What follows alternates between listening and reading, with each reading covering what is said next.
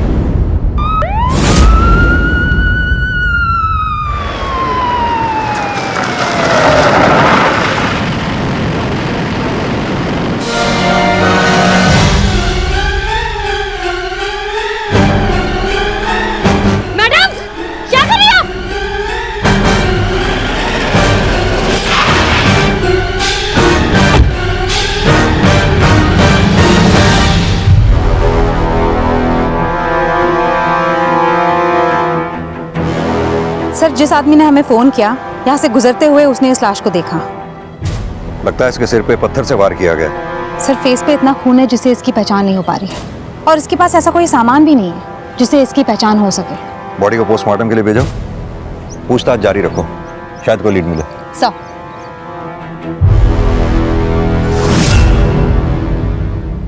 पूर्णिमा, तुम्हारा दिमाग खराब हो गया है क्या? अरे आर्या अगर ऑटिस्टिक है तो क्या उसे जीने का हक नहीं? देखो टेडी बेयर, हम लोग इसके साथ खेलेंगे। तुमने ये कैसे सोच लिया कि तुम्हारे और आर्या के मर जाने से हमारी लाइफ की प्रॉब्लम्स खत्म हो जाएंगी? गिरीश, मैंने तुम्हें कभी कोई खुशी नहीं दी। हमारी आर्या ऑटिस्टिक पैदा हुई और अब एंड फॉर गॉड सेक, अब दोबारा ऐसा करने की सोचना भी मत। आर्या, आर्या, रुक आर्या, अरे रुको, आर्या, आर्या। आर्या एक ऑटिस्टिक चाइल्ड थी। ऑटिज्म एक ऐसी न्यूरो प्रॉब्लम है जिसका आज तक ये नहीं पता चल पाया है कि ये होती क्यों है। ऑटिज्म के शिकार लगभग 50% बच्चे अपनी बातों को, अपनी भावनाओं को व्यक्त करना तक नहीं सीख पाते। आर्या की स्थिति भी ऐसी ही थी और उसे एहसास भी नहीं हुआ कि उसकी इसी कमी की वजह से उसकी मां पूर्णिमा ने उसकी जान तक लेने की कोशिश की। लेकिन पूर्णिमा को किस्मत ने अपनी भूल सुधारने का मौका दिया। लेकिन इस घटना का उस आदमी की हत्या से क्या कनेक्शन था जिसकी लाश पुलिस को दहीसर के डंपिंग ग्राउंड से मिली थी? सर, जिस आदमी की लाश हमें दहीसर डंपिंग ग्राउंड में मिली उसका नाम बलदेव है। थाने और पालघर डिस्ट्रिक्ट में किडनैपिंग और गुंडागर्दी के कई केसेस में वो वांटेड है। अगर बलदेव खुद एक क्रिमिनल था तो फिर बलदेव का मर्डर किसने किया होगा? सर, क्राइम सीन पे तो कोई क्लू नहीं मिला, लेकिन खबरों से पता चला है कि बलदेव की मुन्ना नाम के किसी गैंग से दुश्मनी थी। मुन्ना भी अंडरग्राउंड है, हो सकता है मुन्ना ने उसका मर्डर किया हो। वांटेड क्रिमिनल बलदेव का मर्डर केस 6 महीने पहले इन्हीं सवालों के साथ बैकलॉग में चला गया था और पुलिस तब इस राज से भी अनजान थी कि उसी दौरान पूर्णिमा ने अपनी ऑटिस्टिक बेटी आर्या को जान से मारने की कोशिश भी की थी। लेकिन 6 महीने बाद मौजूदा वक्त में अब कुछ ऐसा होने वाला था जो आर्या की नियति तय करने वाला था।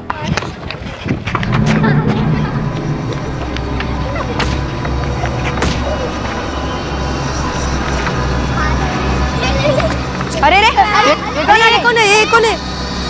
भगा इसको।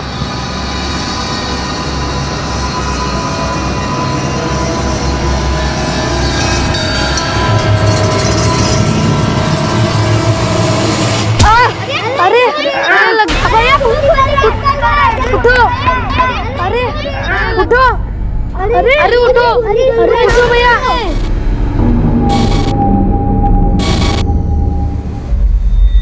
आपकी बेटी की वजह से मेरा बेटा मरते मरते बचा है। पूरे 7 टाके आए हैं इसके सर में। देखिए आर्या ने जो भी किया है उसके लिए मैं शर्मिंदा हूँ। आपके बेटे के इलाज में जितना भी पैसा खर्च होगा सब मैं दूंगा, बस आप शांत हो जाइए। पहले आप अपनी बेटी को शांत कीजिए। पूरी सोसाइटी के बच्चे डरने लगे हैं उससे। या तो उसे किसी हॉस्टल में भेजो या फिर अपने घर में बंद करके रखो, समझे? नहीं तो अच्छा नहीं होगा। चल बेटा।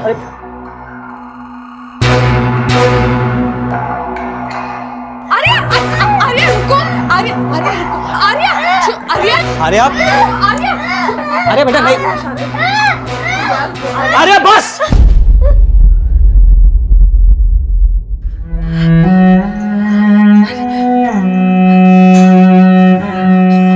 आर्या बेटा, बेटा तुझे डांट के हमें भी अच्छा नहीं लगता ना, पर देखना तूने क्या किया। गिरीश, इसको बोल के कुछ फायदा है क्या? तुम जानते हो ना ये कुछ नहीं समझती।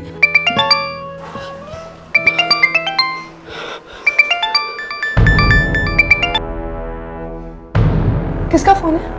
वो ऐसे ही ऑफिस से था।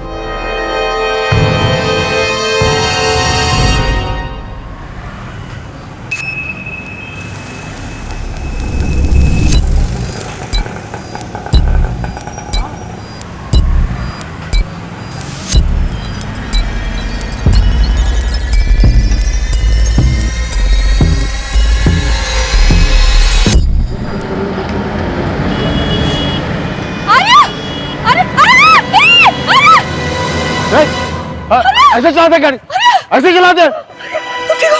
तुम ठीक हो? हाँ? Thank you so much. Purnima तुम्हें पता है ना कि तुम प्रेग्नेंट हो, और ऐसी हालत में तुम्हें इसके पीछे दौड़ना पड़ा। अरे फिर से लापरवाही क्यों कर रही? इसको मार्केट लेके नहीं जाना चाहिए था।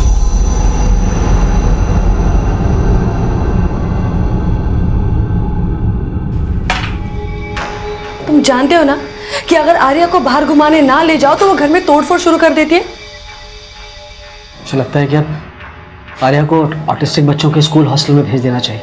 पैसे का इंतजाम हो गया है, मुझे 4 लाख का इंसेंटिव भी मिला है, so we will manage. Girish, Arya हमारे बगैर कैसे रह पाएगी? उसके फ्यूचर के लिए जरूरी है।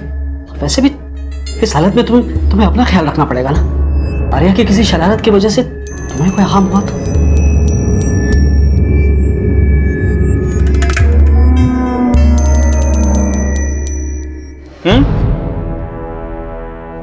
तेरी मैडम फिर से पेट से है बेचारी।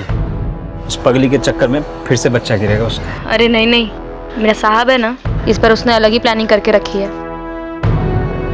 मेरे साहब को ना 4 लाख रुपए मिले हैं इनाम में ऑफिस से। उस पैसे से वो अपनी बेटी को हॉस्टल भेजने की सोच रहा है।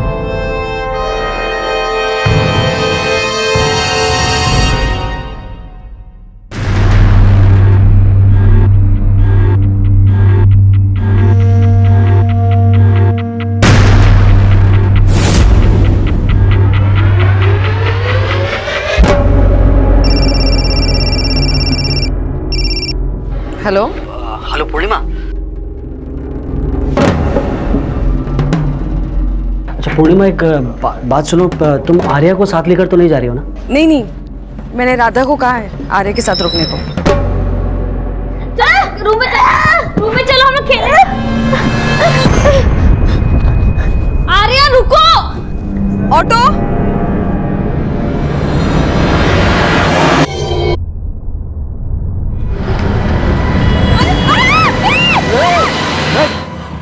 ऐसे चलाते गाड़ी, ऐसे चलाते।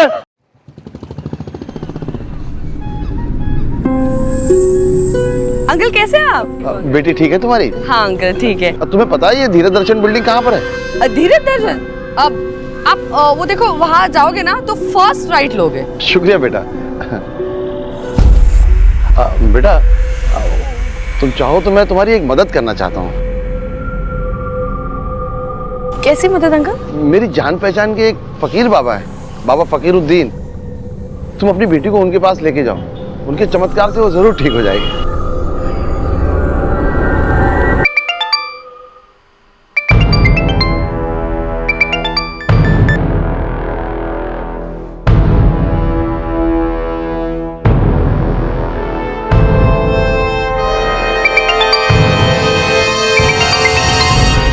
पूर्णिमा, हेलो गिरीश, गिरीश आर्या। पूर्णिमा, क्या हुआ आर्या को? जब मैं क्लिनिक से वापस आई तो दरवाजा खुला था, सारा सामान फैला हुआ है और आर्या भी कहीं नहीं थी। कैश और ज्वेलरी सब गायब है और राधा का फोन भी नहीं लग रहा। व्हाट? गिरीश तुम जल्दी आ जाओ, मुझे आर्या की बहुत फिक्र हो रही है। पता नहीं वो कहाँ किस हाल में होगी मेरी बच्ची।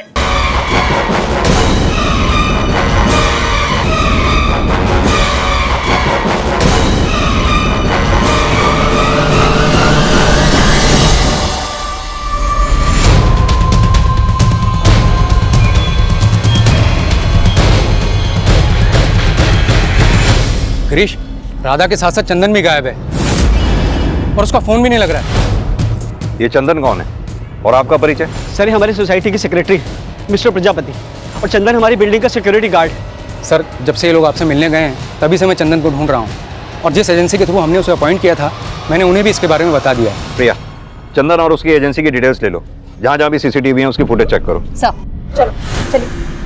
आपका फ्लैट कौन से फ्लोर पे है? सर, 3rd फ्लोर पर। दिखाइए। एक मिनट। हाँ चंदे, बोलो। सर, आर्या की मेड राधा अभी तक अपने घर नहीं पहुंची। पता चला है वो अपनी मौसी के साथ यहाँ रहती थी, और मौसी ने बताया कि उन्हें भी नहीं पता कि राधा इस वक्त कहाँ पे होगी। मेड के साथ साथ बिल्डिंग के सिक्योरिटी गार्ड का भी फोन बंद है। उस गार्ड और उसकी एजेंसी की डिटेल्स में तुम्हें मैसेज करवाता हूँ, उसके बारे में भी पता करो। और हाँ, एक कांस्टेबल को राधा के घर के बाहर रुकने को बोलो। Okay sir. चलिए।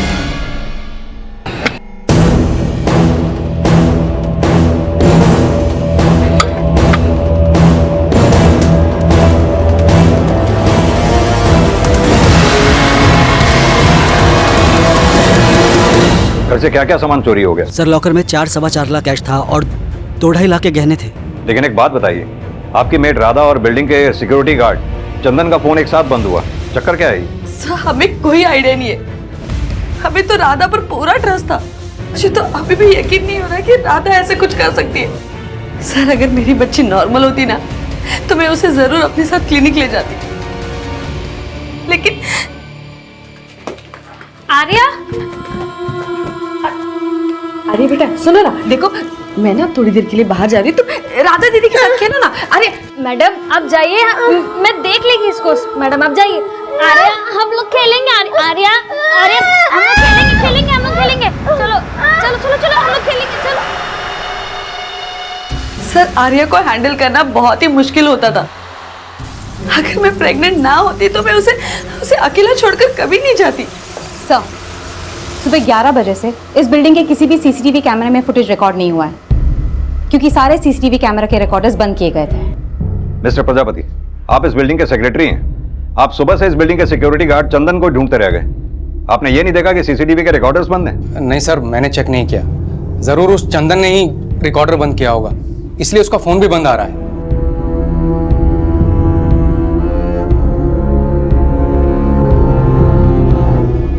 सर, जो फुटेज अवेलेबल है, करीब 11 बजे से पहले आर्या की मां को बिल्डिंग से बाहर जाते हुए देखा गया, और रिकॉर्डर बंद होने के ठीक 2 मिनट पहले ये गार्ड अंदर गया। शायद इसी गार्ड ने ये रिकॉर्डर पर्पसली बंद किया है। लेकिन प्रिया, समझना यह भी होगा कि इस गार्ड ने और मेड राधा ने मिलकर सिर्फ चोरी की है या मामला कुछ और ही है, और आर्या को गायब करने के पीछे इनका क्या मकसद होगा?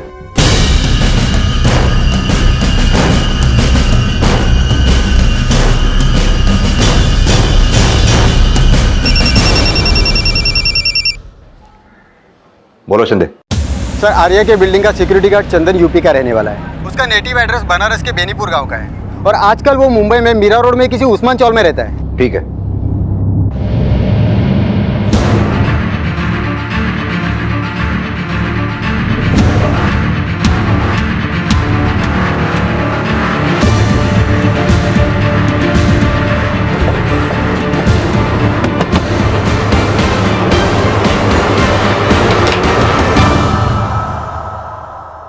साहब, चंदन ड्यूटी पे गया तो अपना बैग भी पैक करके ले गया था। कुछ बता के गया था? क्या कांड करने वाला है आज वो? साहब, इस बारे में हमें कुछ नहीं पता, लेकिन हाँ, उसका राधा के साथ चक्कर जरूर चल रहा था सर।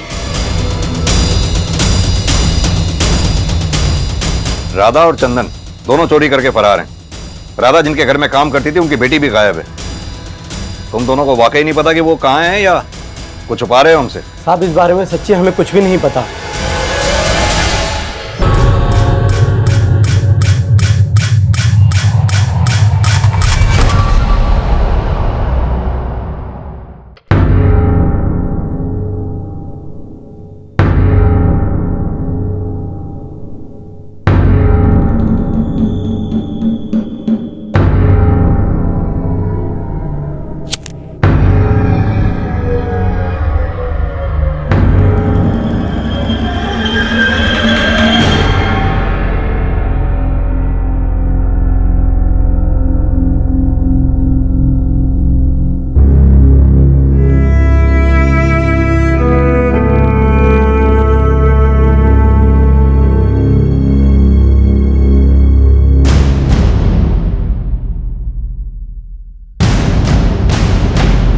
मैं तुम्हारा फोन नहीं उठा रहा हूं, तुम्हें समझ में नहीं आ रहा है?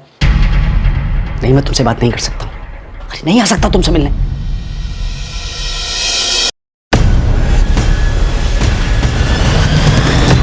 किससे बात कर रहे थे? एक दोस्त का कॉल था। अच्छा गिरीश, इस एल्बम में से आर्या का एक फोटो गायब है। तुम्हें पता है कि कहाँ है? आर्या गायब हो गई है पूर्णिमा, और तुम आर्या के फोटो को लेके परेशान हो। तुम्हें आर्या की कोई परवाह वरवा है भी या बस?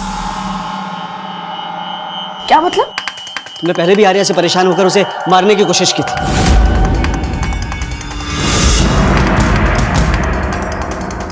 मैडम क्या कर रही हो?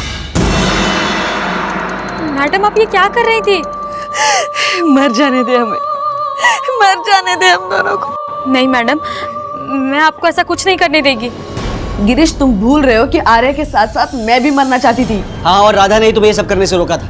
तो अब अचानक से ऐसा क्या हो गया कि राधा एकदम से बदल गई? ये तुम मुझसे क्यों पूछ रहे हो? क्योंकि जिस दिन आर्या गायब हुई तुम आर्या और राधा के साथ किसी बाबा के पास जाने की बात कर रही थी। गिरीश एक बार मिलने में क्या हर्ज है? मैं आर्या को दिखाने के साथ साथ उनसे ये भी पूछ लूंगी कि हमारा आने वाला बच्चा भी आर्या के जैसे होगा या नहीं। पूर्णिमा, इस अंधविश्वास के चक्कर में मत पड़ो। तुम डॉक्टर के पास जा रही हो ना, बस वहीं जाओ। गिरीश तुम्हें ऐसा क्यों लग रहा है कि तुम्हारे मना करने के बावजूद मैं उस बाबा से मिलने गई थी? क्योंकि अगर तुम वहां नहीं गई तो राधा आर्या को लेकर गायब क्यों हुई? गायब तो घर से जेवर और कैश भी है, और वो सिक्योरिटी गार्ड भी। गिरीश, गिरीश तुम ऐसा सोच में कैसे सकते हो? मैं अपने बच्चे को, तुम क्या बोल रहे हो? जो औरत आर्या को मारने की कोशिश कर सकती है, अपने कोख में पल रहे बच्चे को गिराने की कोशिश कर सकती है, वो तो कुछ भी।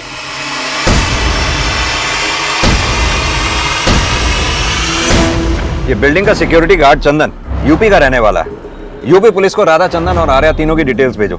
मुंबई से बाहर जाने वाले सभी रास्ते, रेलवे स्टेशन, बस स्टैंड सभी पे अलर्ट कर दो। राधा और चंदन का मोबाइल नंबर और फोन का IMEI नंबर भी ट्रेस करने की कोशिश करो। Yes sir.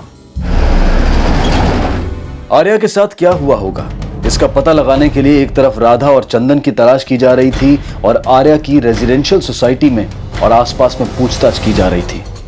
पुलिस जब राधा की मौसी से मिली तो सामने आया राधा और चंदन का अफेयर। लेकिन आर्या के घर चोरी करने के साथ साथ उनका आर्या को गायब करने का मकसद क्या था?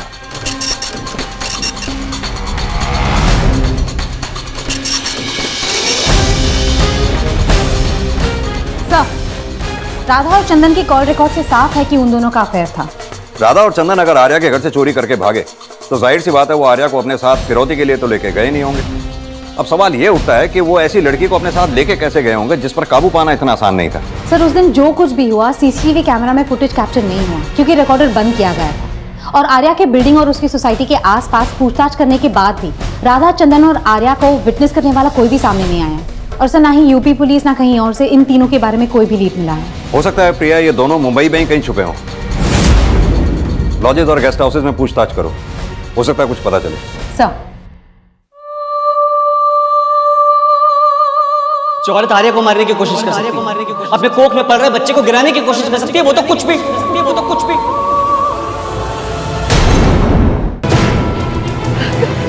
Uncle, uncle, uncle, uncle, uncle, uncle.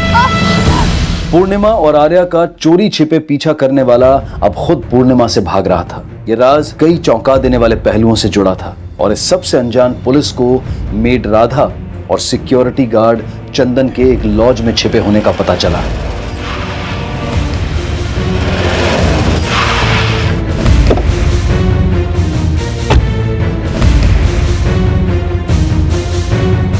Excuse me, ये तीनों इसी लॉज में ठहरे हैं? लेकिन सर ये बच्ची यहाँ पर नहीं है।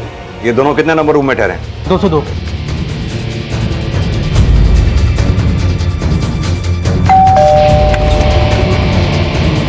पाटिल लेके चलो सर। मोनिशा लेके चलो सर।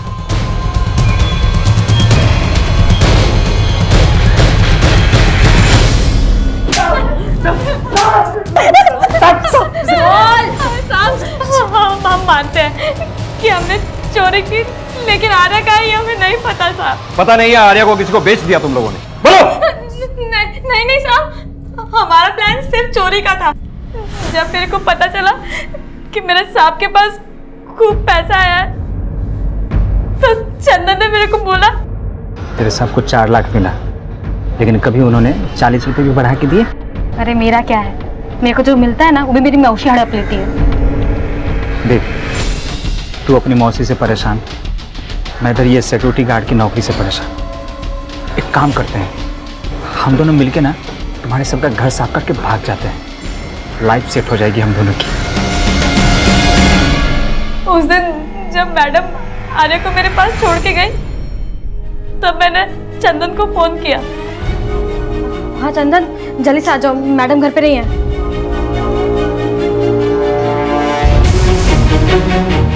साहब, जैसे ही मैडम बिल्डिंग से निकली, मैं भाग के सीसीटीवी रूम में गया और रिकॉर्डर ऑफ कर दिया। फिर उनके फ्लैट पे गया था।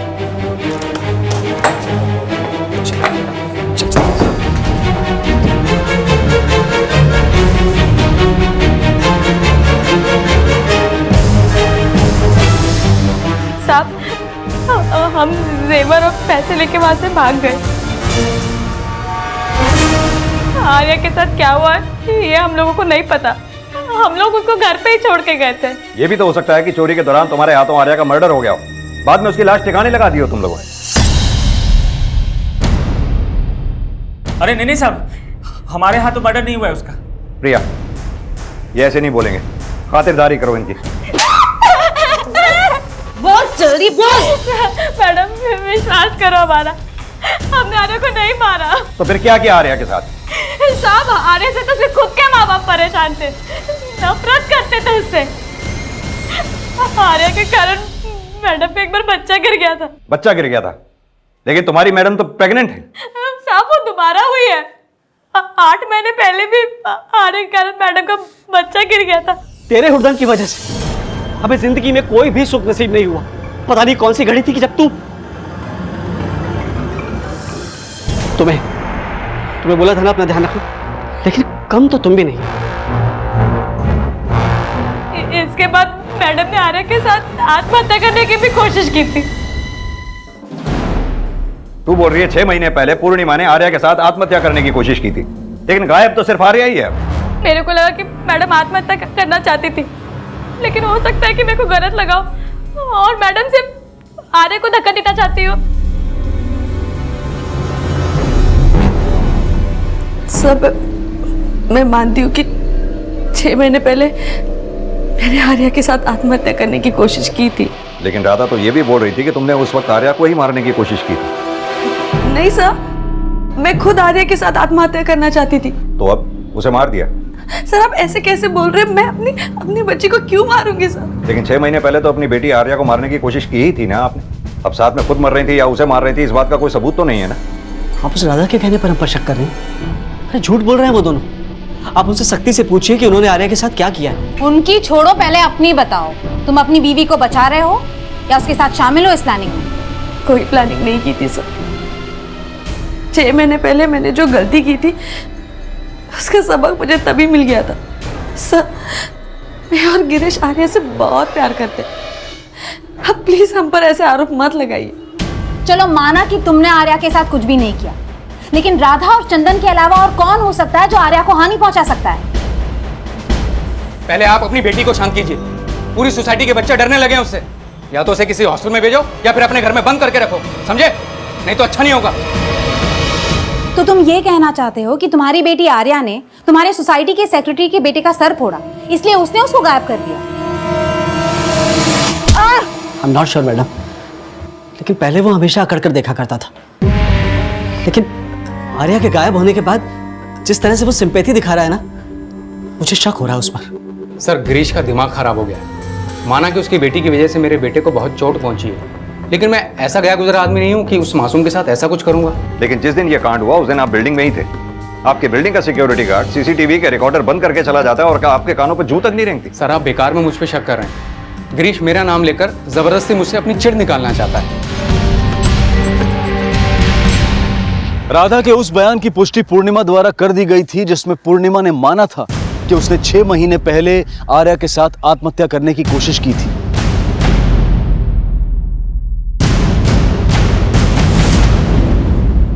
लेकिन उसने आर्या के साथ आत्महत्या करने की कोशिश की थी या फिर सिर्फ आर्या को मारने की कोशिश की थी, यह सवाल अब भी बना हुआ था। पूर्णिमा की सफाई और गिरीश द्वारा सोसाइटी सेक्रेटरी प्रजापति पर शक जताने के बाद आर्या मिसिंग केस में एक के बाद एक कई सस्पेक्ट नजर आ रहे थे, लेकिन आर्या किस अपराध का शिकार हुई थी यह अब तक रहस्य बना हुआ था और बहुत जल्द इस केस में एक नया एंगल सामने आया। सर, मैंने आर्या के पेरेंट्स गिरीश और पूर्णिमा की एलिबाई चेक की। जब आर्या गायब हुई तो गिरीश अपने ऑफिस में था और पूर्णिमा क्लिनिक में। सर, गिरीश के कॉल रिकॉर्ड्स के मुताबिक पिछले 6 महीने से उसकी कोई सुमन नखवा नाम की औरत से बातें चल रही है।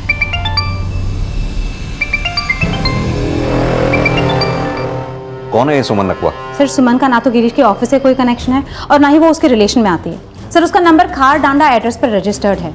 सर, एक और बात पता चली है, 10 साल पहले तक गिरीश के फादर के नाम खार डांडा में एक चौल हुआ करती थी।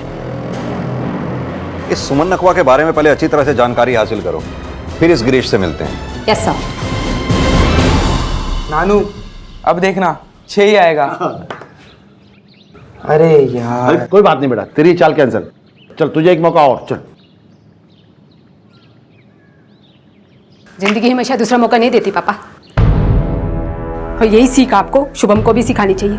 तू जा अंदर, मुझे तुम्हारे नानू से कुछ बात करनी है।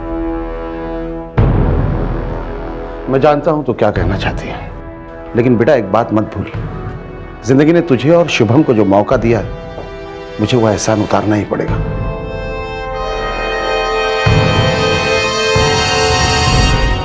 पूर्णिमा, कहाँ जा रही हो तुम? 12 बजे डॉक्टर से अपॉइंटमेंट है हमारा। जानती हूँ, 11 बजे तक वापस आ जाऊंगी। लेकिन चाह कहाँ रही हो? वापस आकर बताती हूँ।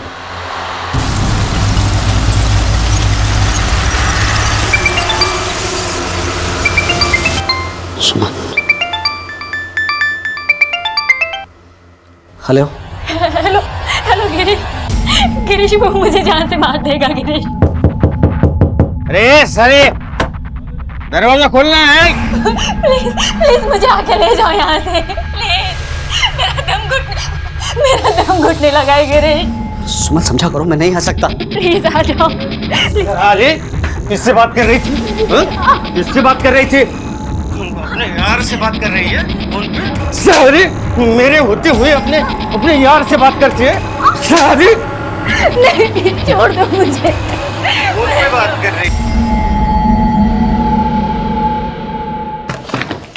सर, ये सुमन का फोटो है।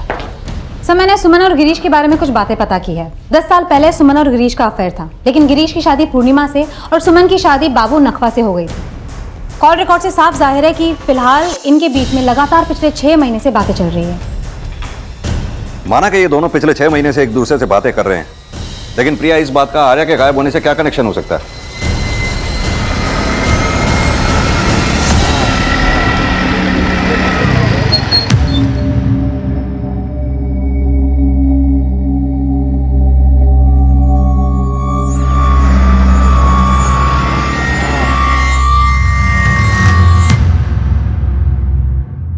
ऐसा करते हैं, गिरीश की वाइफ पूर्णिमा से मिलते हैं, उससे सुमन और गिरीश के बारे में बात करते हैं, देखते हैं वो क्या कहती है।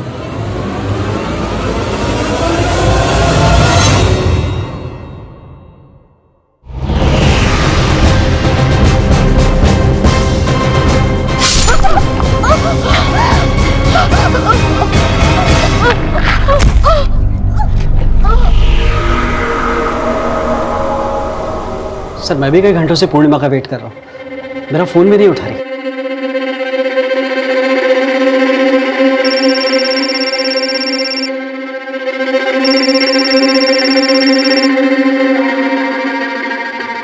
सर, पूर्णिमा मेरा फ़ोन भी नहीं उठा रही है।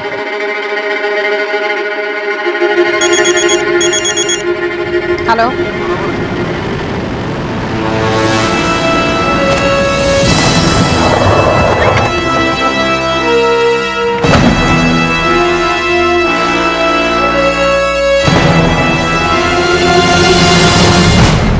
सर, आसपास किसी ने भी पूर्णिमा के साथ किसी को नहीं देखा। लेकिन प्रिया, एक बात समझ में नहीं आई, पूर्णिमा अपने घर से इतनी दूर इस सुनसान जगह पर आई क्यों होगी?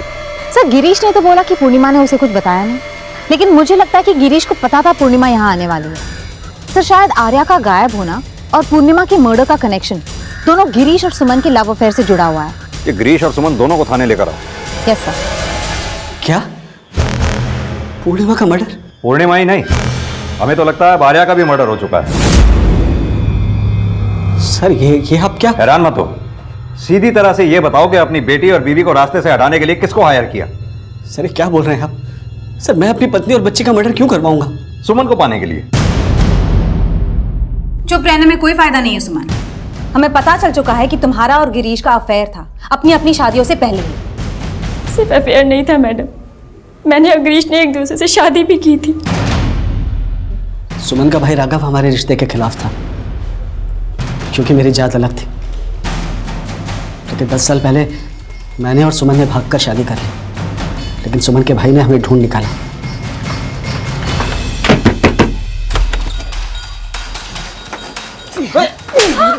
मेरी बहन को भगाएगा, मेरी बहन को भगाएगा साले। आज के बाद तू उसके आसपास भी फटका ना, जान से मार दूंगा मैं तुझे। चल चल गिरीश, मुझे तो छोड़ दे। उसके बाद मेरे भाई ने मेरी शादी जबरदस्ती हमारे पड़ोसी बाबू से करवा दी।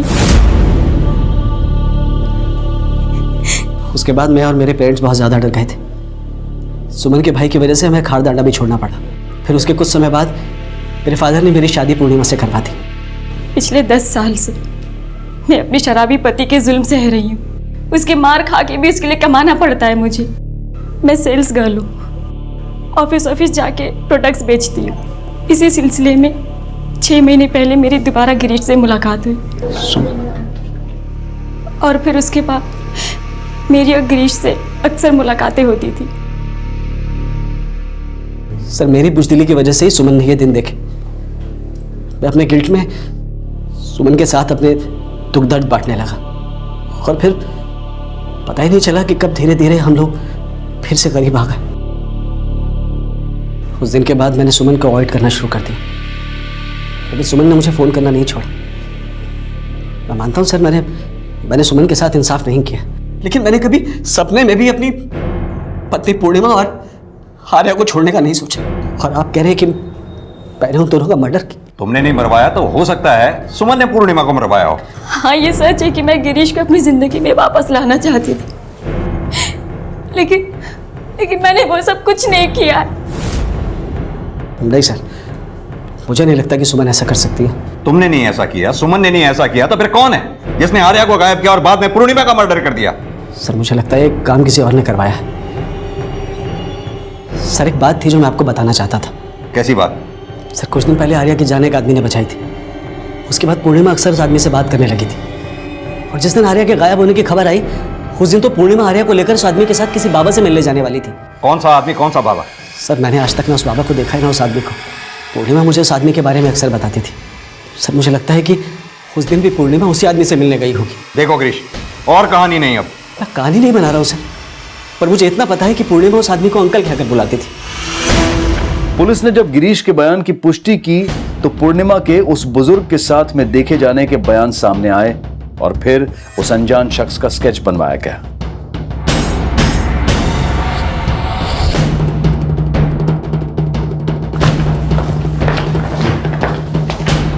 सर मुझे ऐसा लग रहा है मैंने इसे पहले कहीं देखा है।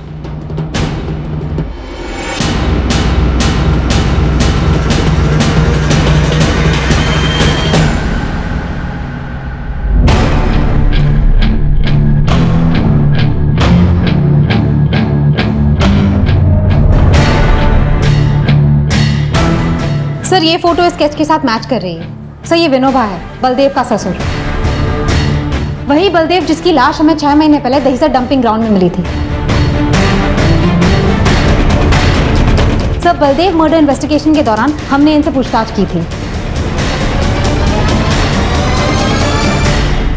बलदेव एक वांटेड क्रिमिनल था जिसके मर्डर का केस 6 महीने से बैकलॉग में था। लेकिन बलदेव के ससुर विनोबा का पूर्णिमा से मिलने का क्या राज था? बलदेव के मर्डर का कनेक्शन बहुत जल्द आर्या और पूर्णिमा के केस से भी जुड़ने वाला था।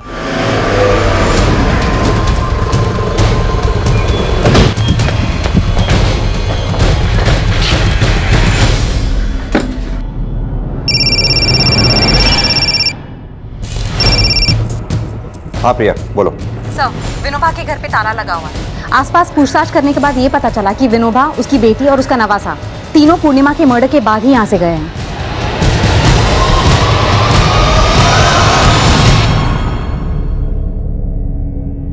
ये आर्या के गायब होने और पूर्णिमा के मर्डर से इस विनोबा का कोई ना कोई कनेक्शन जरूर हो सकता है, तभी उसका फोन बंद आ रहा है। फौरन इस विनोबा के कॉल रिकॉर्ड्स निकलवाओ, पता लगाने की कोशिश करो कि इस वक्त वो हो कहां सकता है। सर पुलिस ने विनोबा की तलाश शुरू कर दी और जल्द ही विनोबा से जुड़ा एक और राज सामने आया।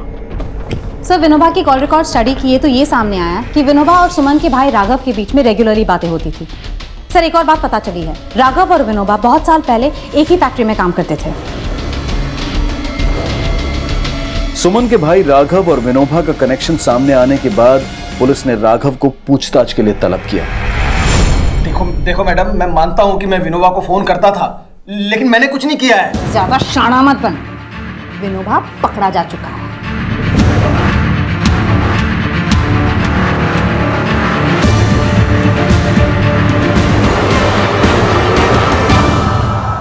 साहब, मैंने जो कुछ भी किया राघव के कहने पर ही किया। 6 महीने पहले मैंने तेरे पे एहसान किया था काका, अब तेरी बारी है उसे चुकाने की। तो मैंने अपनी जिंदगी में चींटी तक नहीं मारी और तुम मुझसे खून करने के लिए कह रहे हैं? कर तो मैं भी सकता हूँ काका, पर क्या है ना कि मेरी बहन है इसलिए मेरे पे शक जाएगा, और करना तो पड़ेगा ही। तेरी नवासी और तेरी बेटी के लिए मैंने भी तेरे दामाद को मारा था। तो बलदेव की हत्या राघव ने की थी? बलदेव ने मेरी बेटी और नवासी की जिंदगी नर्क बना रखी थी। वो पैसों की खातिर उनको बेचना चाहता था। अगर राघव बलदेव को ना मारता तो आज रश्मि और शुभम न जाने कहाँ होते।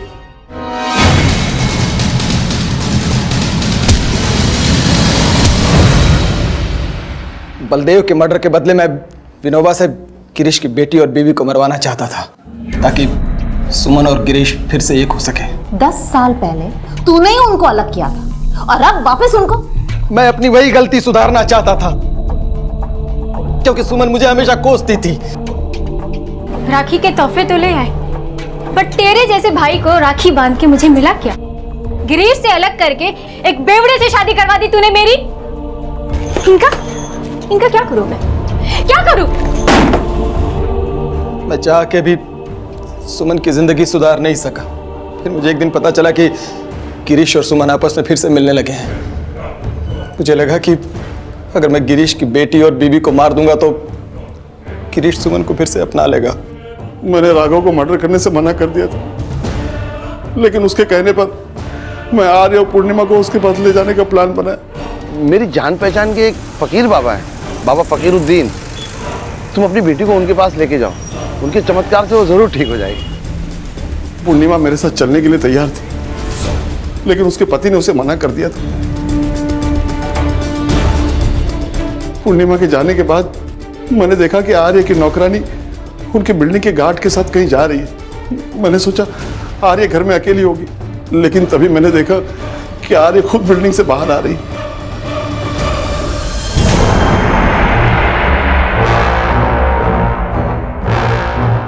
मैं आर्य को राघव के पास ले गया और राघव ने उसको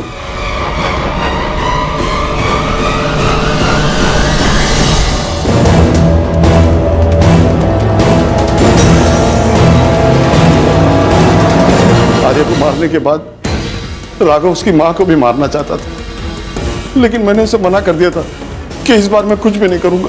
लेकिन पूर्णिमा मुझसे दोबारा मिलना चाहती थी। तब मुझे लगा कि उसे मुझ पर शक हो गया, लेकिन कुछ दिन के बाद वो मुझे फिर मिली। लेकिन उसने शक नहीं जताया। उसने बोला कि वो उस बाबा से मिलना चाहती है, जिसके बारे में मैंने उससे झूठ बोला था।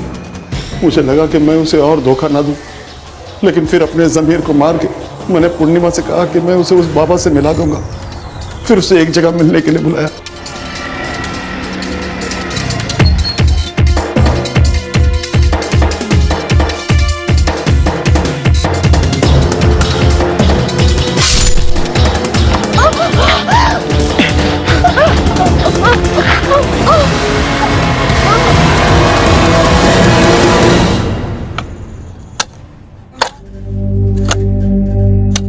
रुको।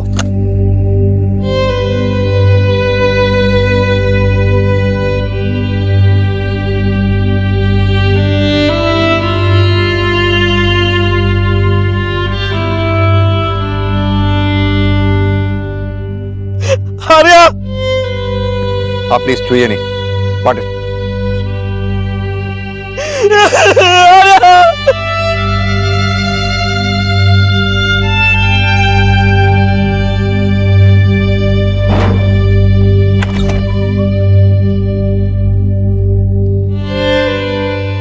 हमारी परेशानियां, आने वाली कल की चिंताएं कभी कभी हमारी सोच को इतना कमजोर बना देती हैं कि हम बिना सोचे समझे उनका हल ढूंढने के लिए ऐसी गलतियां कर बैठते हैं जिनके लिए हमें पछताने का भी मौका नहीं मिलता। राघव की सोच इतनी विकृत थी कि उसने अपराध करके अपनी उस भूल को सुधारने का सोचा जिसमें वो अपनी बहन के लिए पश्चाताप तो नहीं कर पाया, लेकिन पूर्णिमा और आर्या की जिंदगी छीन कर कई और जिंदगियां भी तबाह कर दी। अब मैं अनूप सोनी आपसे विदा लेता हूं। फिर मुलाकात होगी अगले एपिसोड में एक और चौंका देने वाले केस के साथ। तब तक अपना और अपने परिवार का ख्याल रखें और देखते रहें क्राइम पेट्रोल डायल 100। सबक एक को सीख हम सबको। जय हिंद।